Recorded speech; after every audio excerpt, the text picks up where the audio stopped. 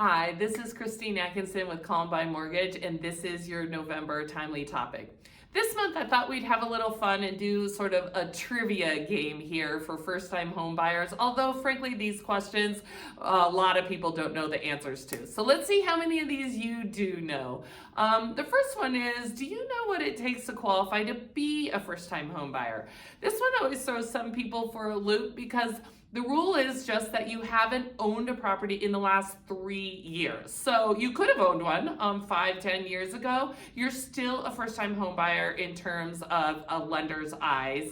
And then if you're on a transaction with, say, a partner, and they have owned a home in the last 3 years, you only need one of you not to have owned a home in the last 3 years. So it's a pretty lenient rule, actually, I think. Okay, the next question. What is the minimum down payment for a first-time home buyer? This one gets a little confusing out there because there are so many zero down and other programs available, which are fantastic. But from the loan, the actual minimum loan amount is truly 3% down for a conventional conforming loan.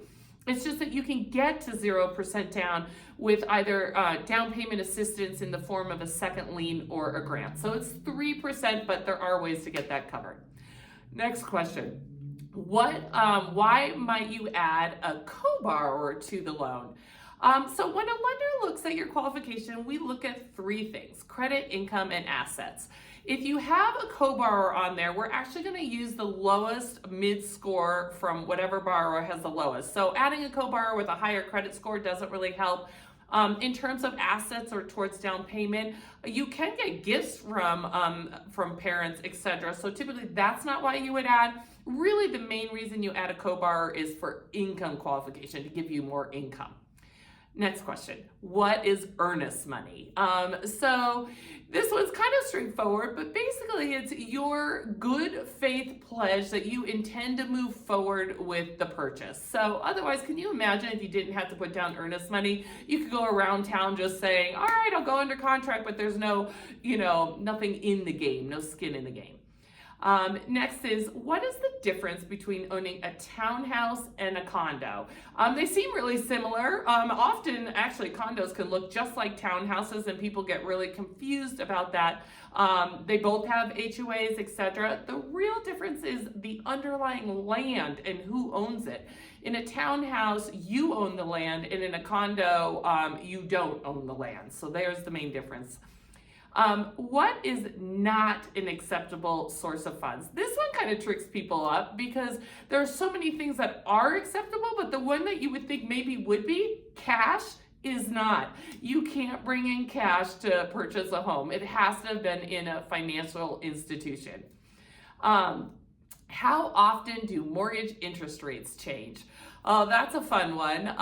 So I think most people know they change daily, but did you know that they can change throughout the day? Depends on what volatility is out there in the market. But yeah, they can actually change as many times as needed during a day.